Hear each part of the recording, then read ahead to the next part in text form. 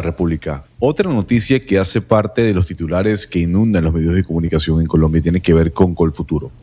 Sebastián, si yo tuviese que preguntarle a usted, descríbame qué es Colfuturo, cuál es su función, ¿usted cómo lo haría? ¿Cómo lo describiría? Bueno, Colfuturo es una fundación que financia estudios de primer nivel en las mejores universidades del mundo para estudiantes que no tienen los recursos para hacerlo.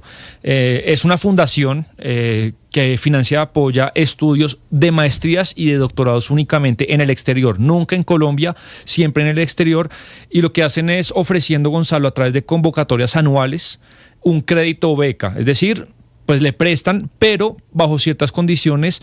Por ejemplo, si usted regresa a Colombia, le condonan casi que el 80% de eso que le prestaron si quiere hacer una maestría en Harvard, por ejemplo. Si usted vuelve a Colombia y trabaja en una empresa colombiana durante unos años, le condonan gran parte de esto. Y además también pues han hecho programas de asesorías en idiomas. Por ejemplo, esa es una gran barrera para estudiar en el exterior, no saber francés o no saber inglés. ¿Qué es lo que pasó? Pues que el gobierno colombiano financia una parte, no toda, pero una parte de lo que esta fundación ha hecho en casi 20 años de trayectoria. Entonces la parte pública pues se acaba. Entonces la pregunta es que el anuncio del presidente Gustavo Petro es que para el año 2026 no entregará 26.000 millones que correspondían pues a Colfuturo para ese año, y hay que decir que el 53% de las personas que han sido beneficiadas históricamente por Colfuturo son de clase media. Entonces uno entendería que claro, que el presidente Petro está tratando de que las clases bajas asciendan, pero esto que beneficiaba tanto a la clase media era una forma de movilidad social impresionante. Y todos los países, lo que están tratando de hacer es aumentar la clase media, que crezca la clase media. Aquí, con esto que se está haciendo con Colfuturo, que había sido una gran forma de movilidad social para la clase media y para ampliar esa clase media colombiana a través del estudio, a través de la formación universitaria, pues eso se va a ver interrumpido. Pero además, sí. No solo, Ana Cristina, que una persona pueda ascender, claro, de una manera que tiene el talento, tiene los méritos, pero de pronto no la plata para pagar una universidad en Harvard, sino también yo considero que es una apuesta como colectiva como país, porque usted tiene un talento que no tiene los recursos para salir, y son personas que van a ser doctores de Yale, de Harvard, de Stanford, y vienen acá. Y regresan al país. Y regresan claro, a tener un montón de conocimiento que no se tendría de otra manera. Y uno dice, ¿los Andes y la Nacional son buenos? Sí, pero seamos sinceros, pues los Andes y la Nacional están a años luz de las mejores universidades del mundo. Pero bueno, es, Gonzalo, también una discusión técnica, ideológica, y pues el gobierno, la parte pública, pues decide acabarla, porque según considera el gobierno, pues eso lo que hace es exacerbar la desigualdad, porque la desigualdad, pero bueno, ahí está la discusión. Pero además les agrego que la gravedad también de lo que pasa en Colombia es que hay muy poquitas becas internas para hacer posgrados en el país, o sea, agravando eso la situación. Por eso es importante, creo que la invitada que tenemos en línea a esta hora, ella es Isabel Londoño, fundadora de Colfuturo. Doctora Isabel, gracias por acompañarnos en Blue Radio y una feliz Navidad para usted. Gracias, feliz Navidad a todos y todas y un feliz año, y gracias por incluirme en esta importante conversación para Colombia. Bueno, obviamente conocer de primera mano su respuesta al gobierno nacional frente a lo que acaban de explicar mis compañeros. ¿Qué responde la fundadora de Colfuturo frente a bloqueo, esta eliminación del financiamiento por parte del Estado colombiano? Pues creo que a mí no me han hablado y yo no respondo cuando no me han hablado a mí. Entonces yo realmente siento que lo que tendríamos que hacer era sentarnos a conversar, porque tenemos que redefinir cuáles son las prioridades del gasto público en la educación, y esas prioridades del gasto público en educación que definen si vamos a gastarnos la mayoría de la plata en preescolar, en la educación básica, en el pregrado, en el posgrado en Colombia, en el posgrado en el exterior, o en la ciencia y la tecnología, que son temas que compiten por una canasta de recursos que es limitada, pues tenemos que sentarnos a conversar si las prioridades han cambiado Y pues si las prioridades han cambiado y esta es una respuesta del país, pues hay que aceptar que las prioridades han cambiado. A ver, señora Londoño, yo quisiera entonces recalcar, ¿usted se entera de la decisión del gobierno a través del trino del presidente Gustavo Petro? O sea, ¿a usted nadie del gobierno la llamó? Nadie me llamó, ni tampoco de Colfuturo. Yo solamente vi el comunicado que salió en la red social X y me enteré de lo que estaba pasando, pero es que a mí no me tienen que notificar nada. Yo realmente en este momento no tengo ninguna relación con Colfuturo, fuera de haberlo creado y haber sido directora por 6 años y sentirme muy orgullosa de haber creado esa organización que en ese momento, 1990, respondí a las prioridades que tenían en ese momento el sector público y el sector privado. Mi pregunta es, hoy, ¿cuáles son las prioridades del sector público y del sector privado respecto de cómo distribuir la canasta de educación? Esa es la conversación que tenemos que tener. A mí me gustaría saber. Pero esa conversación no puede empezar con agresiones, ni con palabras ofensivas, ni con expresiones incendiarias, ni con afirmaciones demagógicas. Tiene que ser una conversación de gente, pues, que parezca que somos todos, que todos somos personas que queremos el país y que además somos educados y que investigamos. A mí me encantaría saber, Isabel, en el tiempo en que se pueda, en este momento, que nos haga un resumen de cómo se concibió con el futuro, o sea, el contexto en el que se dio, los pasos que se dieron, cómo fue esa semilla que usted puso. Pues mira, la primera cosa era que era en el gobierno de Gaviria, ¿cierto? En 1990 se acababa de hacer la Constitución y el país estaba en un ambiente de mucha articulación, porque el proceso constitucional hizo que se sentaran a conversar personas muy diferentes para definir la Constitución de este país, y eso dejó una herencia de una capacidad de diálogo y una capacidad de articulación de acciones.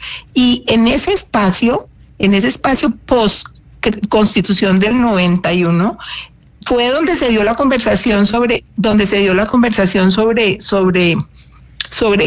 el tema del talento humano, porque era una conversación de Colombia, crecimiento económico, crecimiento social y necesita talento. Entonces se pusieron de acuerdo el gobierno y las empresas privadas, y esta conversación yo la presencié, sobre que necesitábamos hacer una inversión especial en crear talento de alto nivel para alimentar tanto lo público como lo privado. Y yo quiero decir que realmente nosotros no vemos la solidez que tiene este país resultado de los talentos que tiene este país. O sea, cuando uno habla con cualquier persona de una empresa reclutadora extranjera, le dice, no, en Colombia se encuentra gente que no se encuentra en ningún otro país de América Latina, porque en Colombia hay un exceso de talento súper calificado. Y encima nosotros le juntamos a ese talento calificado una disciplina de trabajo que también es muy admirada en el exterior.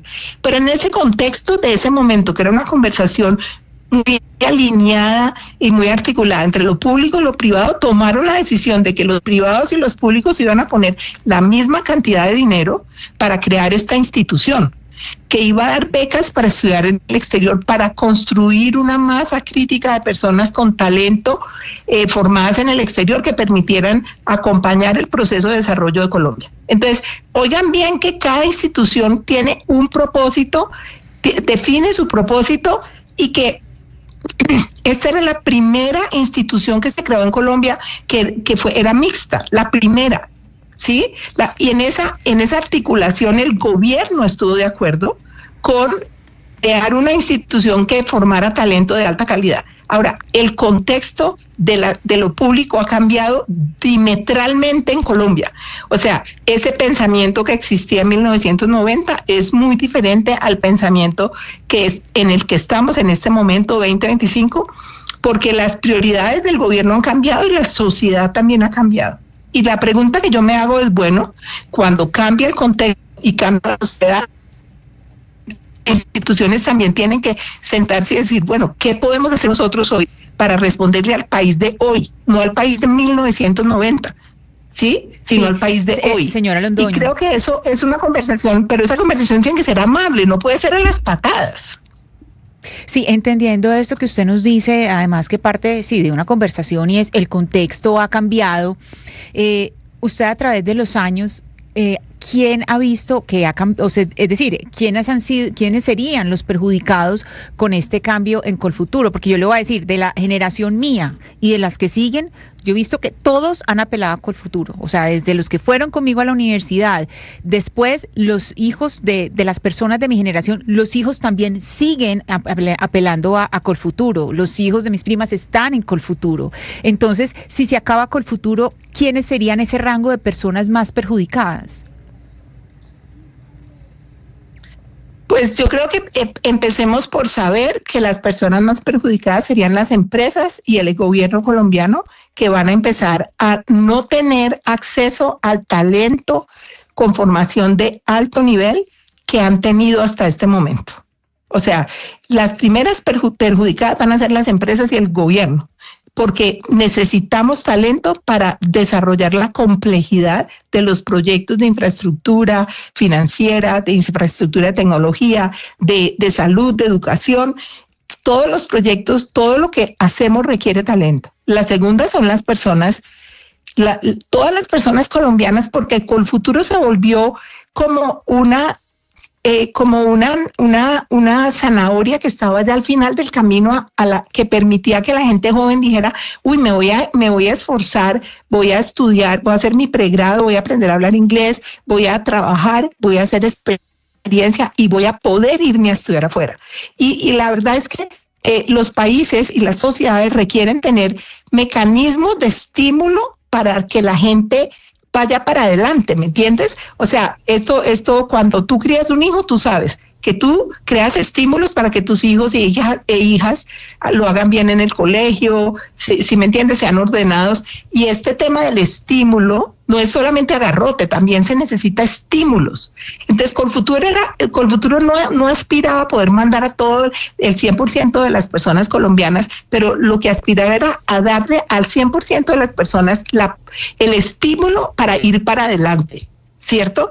Y Colfuturo se creó para dar 300 a 500 becas al año, no se creó para dar 1.500 como estaba dando con los fondos adicionales del gobierno. O sea que ahorita, al quitar estos fondos, Colfuturo vuelve al tamaño original como fue creado. Entonces la pregunta es, ahorita se pueden sentar este país otra vez a decir, bueno, con financiando solo 500 personas para que hagan posgrado en el exterior, ¿va a ser suficiente? Pues si lo es, entonces pues chévere, se queda así. Claro, aunque en 1990 éramos menos de la mitad de la población que tenemos hoy, ¿no? Claro, por eso que es que te digo que requeremos una conversación. Para el país que somos hoy, queremos tener talento formado en el exterior, queremos cuánto talento formado en el exterior queremos, quién va a financiar eso y cómo lo vamos a financiar. Porque el tema es mira el tema, sí. El tema que te quiero decir. Una fundación como Colfuturo, la Fundación Mariscal de Ayacucho, que nosotros conocimos en detalle cuando creamos Colfuturo, logró que en Venezuela 30,000 personas del mejor talento de Venezuela se fueran del país, porque les dieron becas para estudiar afuera sin ningún mecanismo para obligarlas a volver. Entonces, estas fundaciones son muy peligrosas. Los programas de posgrado en el exterior son peligrosas si no tienen mecanismos para hacer que la gente vuelva, porque lo que terminamos haciendo es regalándole nuestro talento a los otros países. Claro, y se quedan allá. Le voy a leer, doctora Londoño, seguramente muchos oyentes pues no lo han hecho, las estadísticas oficiales que ayer la cuenta oficial de Colfuturo, a propósito de este debate nacional, publica. De los últimos 20 años dice que se han graduado con maestrías y doctorados 6.800 personas y hacen la división... no son 6.000, no son 6.000. 16.800. Con los fondos del gobierno, 16.000. Sí, 16.800. 16.000. Acá dice que en cooperación con el gobierno, dice Colfuturo. Sí, de financiación mutua. Es más, Colfuturo ha financiado mucha más gente, pero 16.800 fueron en cooperación con el gobierno. Sí, digamos, que plata que el gobierno pone. Y lo divide en estratos. Dice que el 20% eran de estrato 6, el 21% de estrato 5, el 33% de estrato 4, el 20% de estrato 3, de estrato 2 el 5% y de estrato 1 del 1%. El gobierno dice que eso le da la razón a ellos. ¿Usted qué interpretación hace de estos datos? Mira, lo que pasa es esto.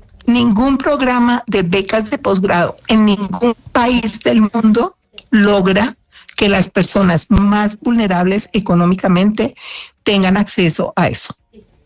Entonces, las personas que creen que con un programa de posgrado, de becas de posgrado en el exterior, pueden hacer redistribución del ingreso, es decir, que pueden lograr que personas de estrato 1 y 2 vayan a hacer posgrado en el exterior, eso es una demagogia. Eso no es factible en el corto plazo.